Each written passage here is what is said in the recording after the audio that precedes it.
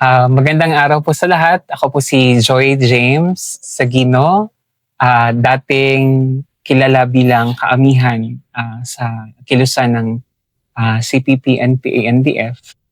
Ako'y kasalukuyang 34 years old at dito namamalagi sa rehiyon ng Davao. Ako po ay tubong Zamboanga. So doon ako pinanganak, doon ako lumaki. Doon ako namulat sa lipunan no, in general. Ako ay, bago ako natungo no, sa landas ng kilusan, ako po ay isang payak lamang na estudyante, payak na manunulat. Dati ako ay editor-in-chief ng aming student publication no, nung high school. Sumasali sa mga school's press conference. So mas doon ako nahubog sa mga usaping panlipunan nung mga taon siguro ng 2004, 2005 hanggang 2006. So may mga issue noon patungkol sa killings ng mga journalists. May mga issue patungkol sa pagpapatupad, I think, ng 12% expanded value-added tax. I think that was parang isa sa mga highlight issues din ng panahon na yun. So doon ako nagkaroon ng rational na pag-aanalisa doon sa mga isyong panlipunan bago pa ako natungo sa landas ng CPP, NPA, NDF.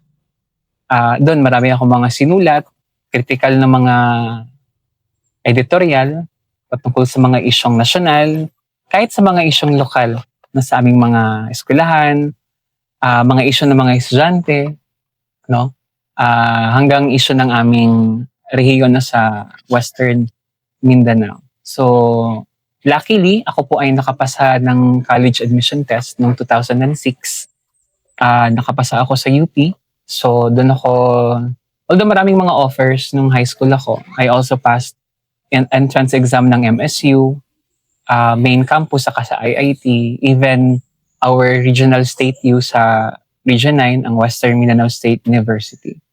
So, my first choice talaga ng kurso na gusto kong kunin that time was mass communication or broadcasting.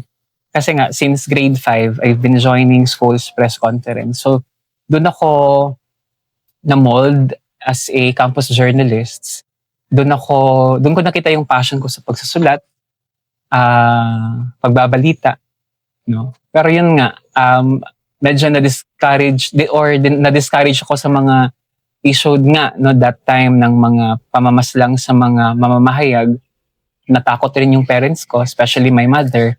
Kasi nga, alam niya rin yung kalidad ng ng bunganga ko and how I speak out my thoughts.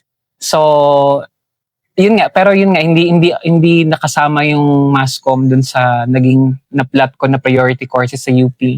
I also love math, so yun, I pursued accountancy no, sa UP Visayas. So, from Zamboanga, it was my first time na lumayag ng barko. At that time, may Negros navigation pa. I was alone, traveling. Nawala pa yung phone ko sa barko habang nag-charge. So, first time ko rin makasakay ng taxi mula sa Port San Pedro. Talaga ka pala, probinsyado ang probinsya. Yes. Okay. That time, nakakapag-travel ako ng malayo pag may regional schools press conference. Kasi ako tubong Ipil sa mga Sibugay. So, I traveled to Pagadian or Dipolog or Zamboanga City for different events, no? Even MTAP, yung sa Metrobank na math competition that time. Talagang batang henyo ka pala eh. So, pero it was my first time traveling na malayo, na talagang dagat yung pagitan. So, traveling from Zamboanga to Iloilo, no, was a very challenging journey, no? Wala akong kilala sa Iloilo. Hindi ko alam yung mode of transportation. Nawalan ako ng phone sa loob ng barko. So pagbaba ko, wala akong means to communicate na nawala yung phone ko or contact my parents. So talagang dumiskarte lang ako. I've used to be independent since that time. So nag-taxi ako, nabudol pa ako ng taxi. Kasi dapat lang pala pag-taxi from Port San Pedro to UP Visayas sa Molo, mga 100 to 150. Siningil ba naman ako ng 300? Kung alam ko lang din na may jeep pala na direct 2 rides lang, hindi ko kabisado yung jeepney transportation. Mga 20 lang dapat. So, well, experience was my best teacher when I was in Iloilo. Living alone, living away, very far from family, wala akong circle, wala akong friends, wala akong kakilala. So I stayed no sa Balay Ilonggo. That was a dormitory inside no sa loob ng UP. Madalas din, karamihan sa mga nagdo-dorm, mga galing Mindanao, mga galing Luzon, galing Cebu, or even Eastern Visayas. So doon ako nakapag-start na mag-build ng friendship with other UP students. Iba kasi that time, ang aga kong pumunta ng UP. Kasi enrollment was supposed to start May. Masyadong excited. Pumunta ako ng April. Anong ginawa mo doon? Hindi, opening ng classes mo ron. Gusto ko kasi June pa lang. Tawag dito. Natakot ako baka hindi ako matanggap sa dorm kasi paunahan yung dormitory. I think ang quota ng dorm nasa mga 60 lang ata. 30 yung babae, 30 yung lalaki. Hindi ako nagkakamali. So gusto kong mauna. Gusto kong ma-assure na sa dorm ako makakatira. Kasi pag outside, ang dorm kasi that time mas 300 per month. Ngayon, 700 sa UPD. Oo. So ang mura. Sabi ko, wow. Pag nag-apartment ako or nag-boarding house sa labas, pinakamura ata 500 hanggang 1,000. So talagang siniguro ko na makuha ko yung slot sa dorm. So pumunta ako ng maaga. Na-witness ko yung graduation ng UP kasi yung graduation in 2007 sa City Campus sa Iloilo City. So nakakamangha, first time kong maka-witness ng graduation, may mga nagtataas kamao, tapos nakaka-goosebumps yung kantang UP naming mahal. May mga sumisigaw ng mga issue. So, doon na nag-start yung curiosity ko on kasi sa Zamboanga, walang malakas na kilusan eh. Walang movement sa Zamboanga. Sa mga universities doon sa... Hindi rin ako exposed eh. Kasi talagang laking probinsya ako. Laking rural area ako. Yung lugar namin sa Zamboanga na sa Santa Clara, in Zamboanga, Sibugay. So, talagang malayo sa mga ganun. May mga, sabi-sabi doon na stronghold yung area, pero hindi ko na siya namulatan na malakas yung sa PPNPA. Well, basically, wala akong malalim na idea about that group talaga. Talagang zero. Yung mundo na yan. Oo. Kahit yung pagiging sharp and objective ko and rational sa mga issues when I was writing as a campus journalist, talagang walang influence whatsoever ng kilusan. So when I was in UP, dami kong tanong kasi may mga issues na sinasulat sa mga placards about tuition increases. That time, may mga, I think, bill pa atang Human Security Act. So, isa din yun sa malakas na issue sa university. So, na-curious ako. Kasi, sanay ako sa pagsusulat ng rational talaga. So, that time, may mga kasama ako sa dorm na members ng League of Filipino Students. Hindi ko pa alam anong grupong yun. Nakakausap ko sila, nakakapagtalakayan kami ng mga issues. And then parang sabi ko, ang galing ng grupo parang it's not a typical high school club or organization. Parang national ba sa inyo sa press conference, hindi na ganon. Parang lang, pagalingan lang sa pagsulat. Pero sa grupo kasi na ni-introduce nila, hindi lang pagalingan sa pagsulat o pagsasalita. Talagang seryoso na parang lumalaban. Parang ganun yung dating sa akin. Lumalaban for a better society or for better policies ng government. Hindi pa ako nag-join that time ng grupo na yon. Until opening exercises ng UP, doon ko lang na-realize na kami pala yung pinakaunang batch na nagpatupad ng pagtaas ng matrikula. So batch 2007, na-revise yung tinatawag na STFAP, Socialized Tuition and Financial Assistance Program. So kumbaga, i-evaluate ng university yung economic status ng pamilya. You have to submit a lot of documents, a lot of affidavits, para patunayan deserve mo yung 0 pesos per unit. Kasi pag hindi ka pumasa doon sa 0 pesos per unit, yung next tranche or next level ng babayaran is automatically 200 pesos per unit. Pero the batch before us, ang next ng 0 was only 60 pesos. So talagang nagulat ako in particular kasi parang napaka-risky na kapag hindi ako pumasa sa 0, automatic 200. So that's going to be around 6,000 to 10,000 pesos per semester. So doon yun yung naging pull factor para sa akin. Sumali sa organization ng League of Filipino Students. 2007, that was June. I was still 15 kasi birthday ko June 18. And I think the opening exercise was June 10 or June 11. So hindi ako na-recruit. paglabas namin after the opening exercise, nasa kilid sila ng auditorium ng UP, nagrarally, may placards, may mga sigaw, may megaphone. So namimigay sila ng leaflets. Sa leaflets, doon ko nabasa yung parang ang galing magsulat. Parang gusto ko magsulat ng ganito. Ng ganito. So parang ganun yung... Pero yung tono, may laban ng kaunti. May laban. Hindi yung hindi Hindi yung... yung cute lang na pagalingan lang. Hindi, may laban, may laman. Yun yung dating sa akin. Okay. So sa likod, may contact number at saka sino yung contact person. So hindi ako ni-recruit. Ako talaga yung voluntary na nag-join. Sabi ko, parang ito yung grupo na belong ako. Tingin kong belong ako. So parang ganun. So from starting... Dahil may counting ganon. May X factor and ng that time konti. kasi walang ibang grupo sa UP na nagtatalakay ng mga issues. I had a lot of questions about what happened, bakit nagtaas ng tuition, bakit may mga ganitong issue on human rights, yung Human Security Act, and nobody could answer. And tanging yung grupo lang na yun yung maingay at saka naririnig kong nagtatalakay sa issue. So parang yun yung mabango para sa akin kasi it discusses issues of society. So parang dun ko nahanap na this is parang where I belong as for an organization. So I joined the League of Filipino Students. Pero honest to goodness, wala akong idea na may ibang dimension. May Oo.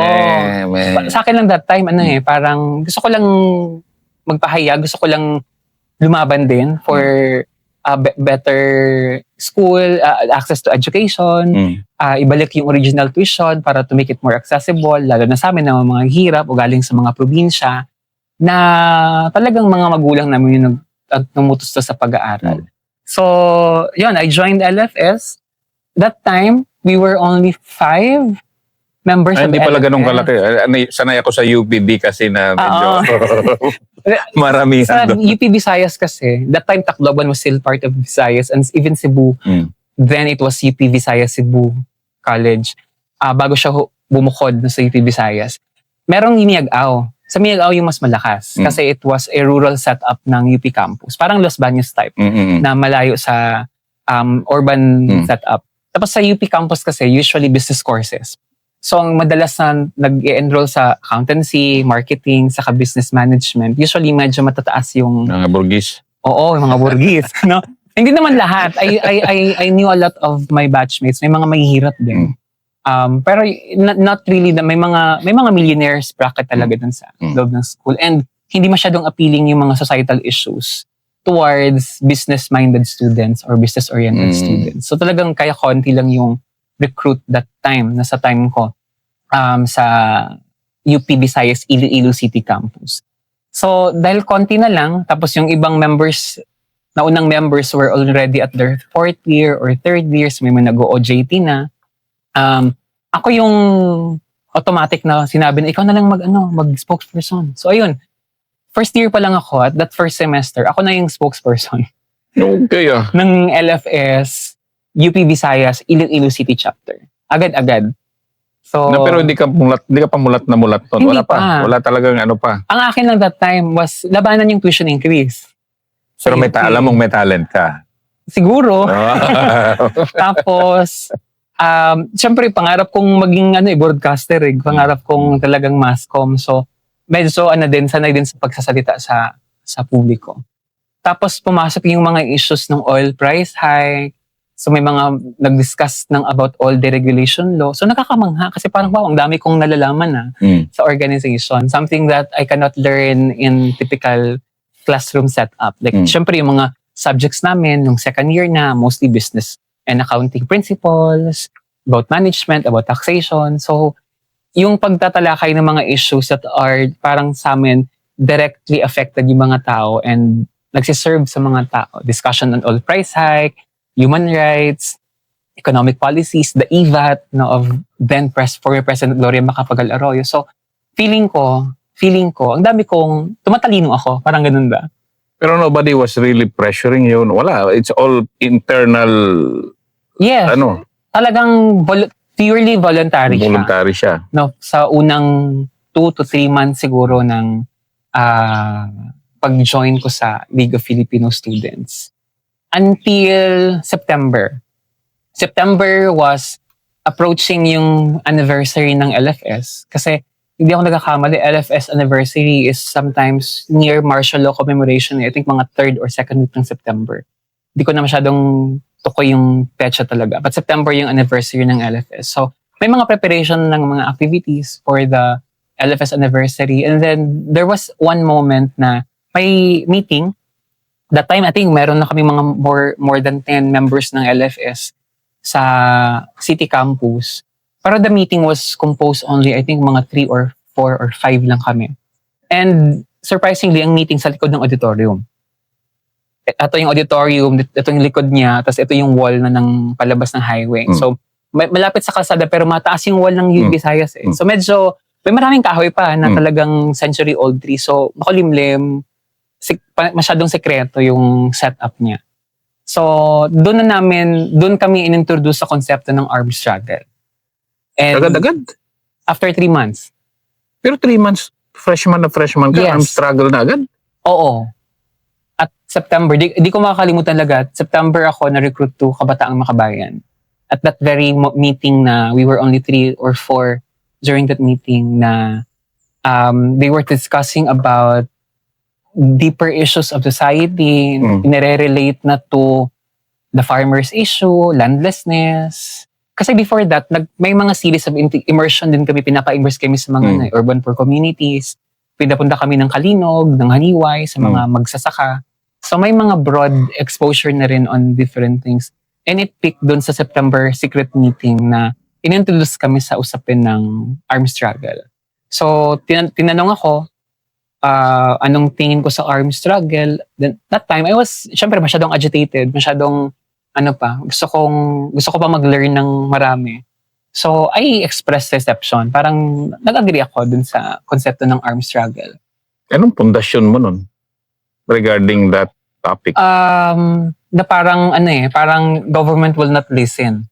Ayun yung ano. Oo. So, therefore... Doon ako napa-convince sa konsepto ng armed struggle. Kasi, that time din, isang malaking isyong lokal sa Iloilo was yung parang allegedly pagdukot sa 2 peasant leader ng Iloilo. I think si Luisa Posa Dominado and there's one, I forgot the name. They were allegedly abducted few months lang before I went to Iloilo. So, parang naging pundasyon ko to seek better or more methods to fight and to change the system. So when I was introduced to armed struggle, so may mga questions that time, pero basically, nag-end pa rin siya na I agreed to the concept of armed struggle. Even the concept na may grupo ng NPA, naririnig ko na siya. Wala rin akong nababasang mga bad news about them. And inintroduce sa amin na NPA, sila yung armed na lumalaban for the farmers. So, na-curious din ako, na-overwhelmed ako sa ganung dating. So yun, dun ako na-recruit to Kabataang Makabayan. Sige nga, for the innocent people like me. Ano ba yung progression? LFS, Makabayan, ano ba? Mga layman's terms, ano ba yung dalawa? Well, basically, I started with LFS ng June, pagkapasok ko talaga sa UP.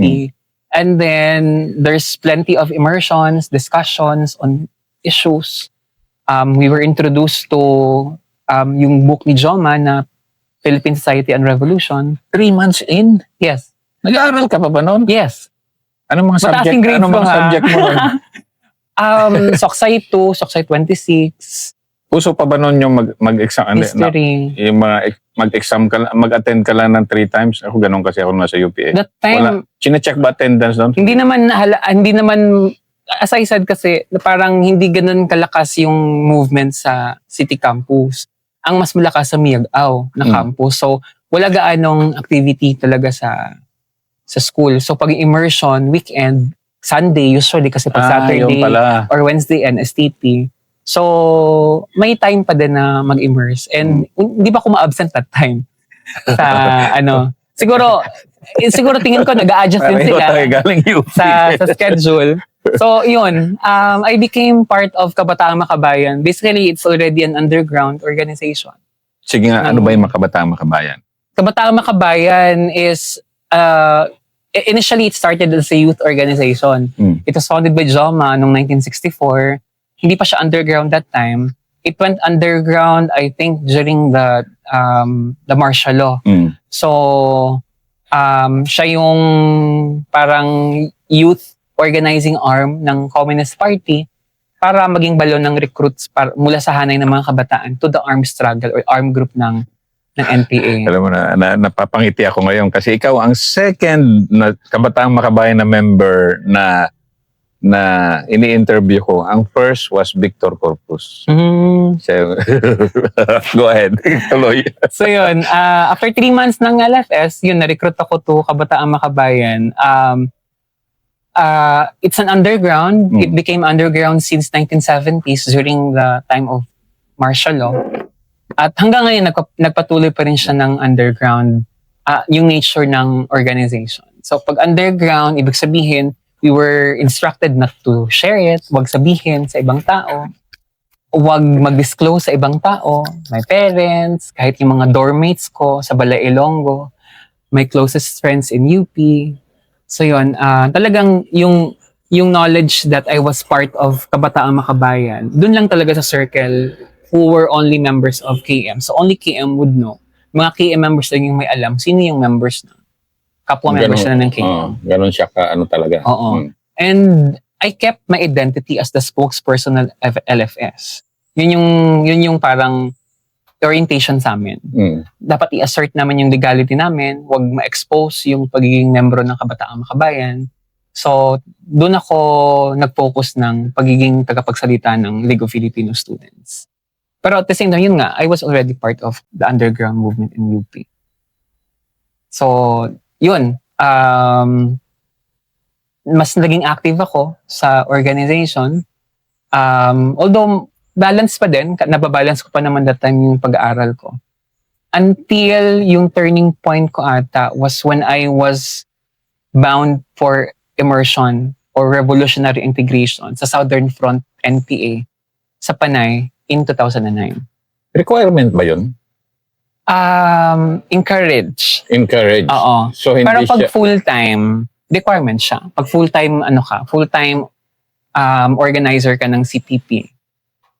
And pag promotions kasi, pag umangat ka in rank, isa sa mga requisites talaga niya is exposure and immersion sa mismo Pero sa at NPA. that time, voluntary rin yun. Immersion mo o hindi na? I was invited. Ang gaganda nitong mga terms. Encouraged, invited. Inimitahan ako. Ito yung mga usapang to. Oo. Kasi fresh pa in 2009, binigyan na rin kami ng panimulang orientation to the party. Hindi pa ako recruited that time sa Communist Party of the Philippines. Pero binigyan na kami ng kursong orientasyon na pampartido. So we were introduced already to the Communist Party of the Philippines March ng 2009. Tapos nung April, summer class na siya. Wala naman akong summer subjects.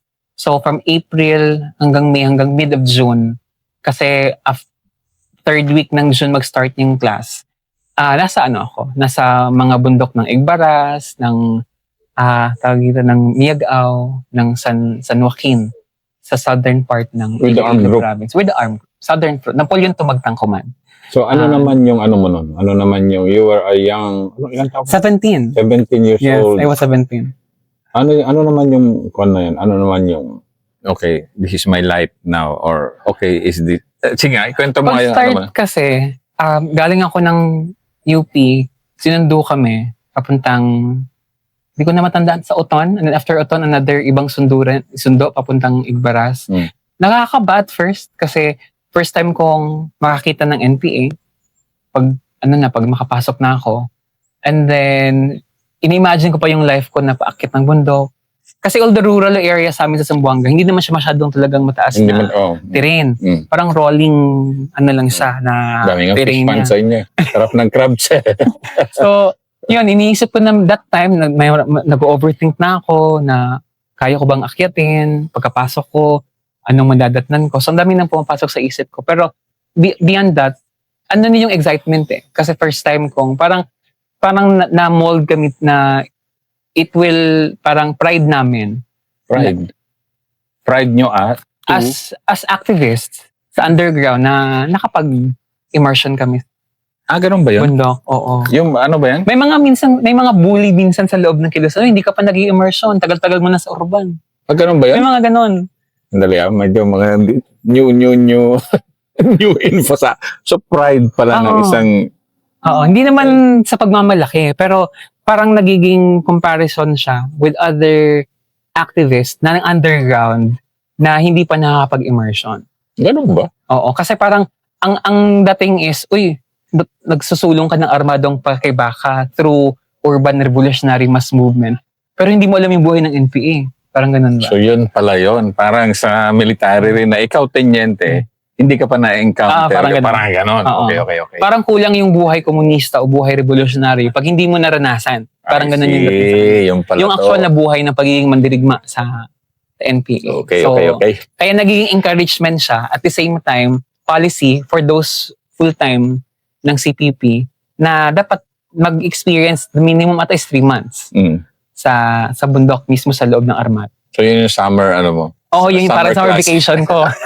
Noong 2009, doon ako nag-summer vacation sa Napoleon Tumagtang ko mo ng NPA, Southern Front. Panay. So, nung nakapasok na ako doon gabi, so hindi ko masyadong nakita yung mga tent, yung mga kubo-kubo sa loob ng kampo. Hindi ko rin matandaan ano yung saan ako dumaan. Gabi. So, ibig sabihin, talagang ganun pala kayo, insert, na parang mga batang-batang... So 17 pa ako that time. May bata ka pa noon. So, parang ito yung mundo mo, bigla kang inaakyat na sa... So, that time, buhay kampo kami. Inintroduce kami muna sa istruktura ng NPA, ano yung binigyan kami ng orientasyon ng BHB, yung bagong hukong bayan na ano yung gawain nila, ano yung prinsipyo, ano yung istruktura.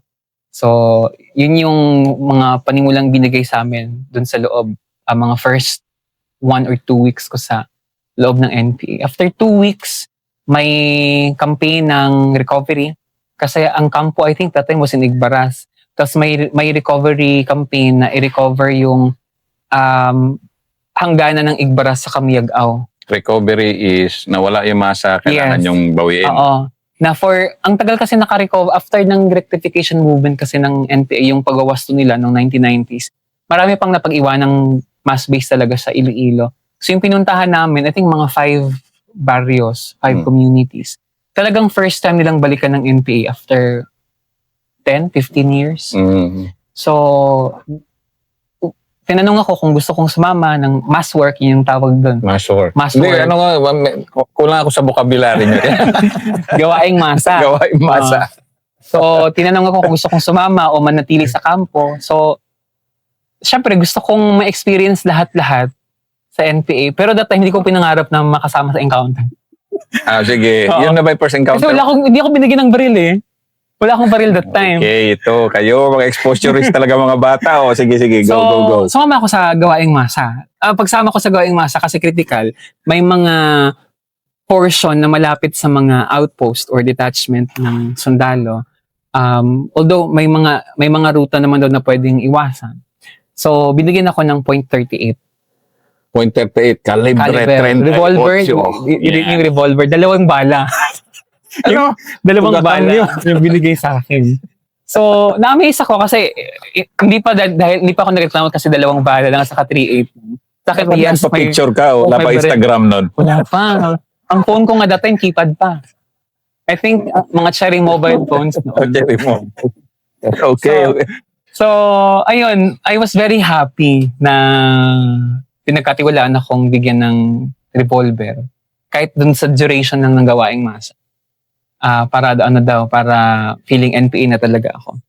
So yun, 2 weeks kaming nakaseparate sa main unit, nag-disperse kami, naggawaing masa kami. Sa loob ng 2 linggo, yun, parang na-overwhelm din ako sa experience kasi may ang mga masa kasi that time, parang uhaw din sa presensya ng NPA. Talagang that time nakita ko yung pagtanggap ng mga tao sa kanila. So, may mga area din na talagang nag-iiyakan kasi may mga kasalanan noon yung NPA sa mga tao ng panahon ng 1990s. May mga pinaslang na arbitraryo. May mga pinagsuspetsahang asset ng yung mga DPA. So, may mga ganong scenario din na na-witness ko talagang nagsasagutan. May moment nga na humingi ng tawad. Yung sa may pagtawid namin ng ilog, may isang sitio doon sa Miyag-Aw na. Malapit na kami sa UP na dudungawan namin yung UP. Talagang humingi ng tawad yung NPA. Okay.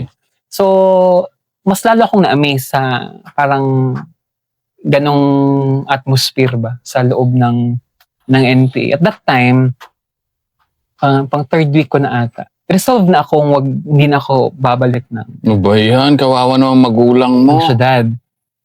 So, doon ako nag-declare na mag-full-time ako when nasa, detached. Isang squad kami, I think mga 14 or 12. So, dissolve ako that time na mag-full-time na ako sa NPA.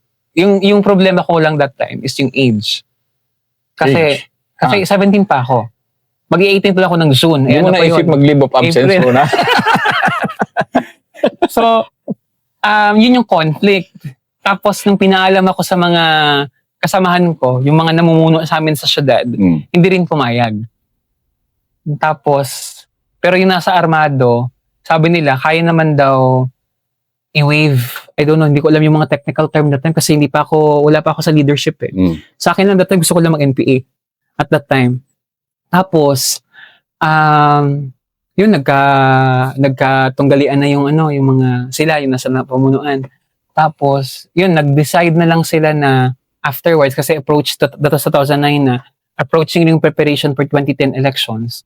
So, they decided na balik na muna ako sa Urban. After mga 2 months lang ako since I declared na mag-full-time. By June, mid of June, pinababa ako para maghanda para sa 2010 elections. Pero by the time, irreversible na yung energy mo towards the army. Irreversible na. Pagbaba ko ng NPA, pagbalik ko ng UP, nag-enroll na lang ako, hindi na ako pumapasok. That was I was already third year. Ang dami ko, doon na nag-start yung yung mga red marks, may INC, may 4.0, may 5.0. So, sa mga hindi taga-UP, yung INC 4.0, 5.0. Okay, next episode.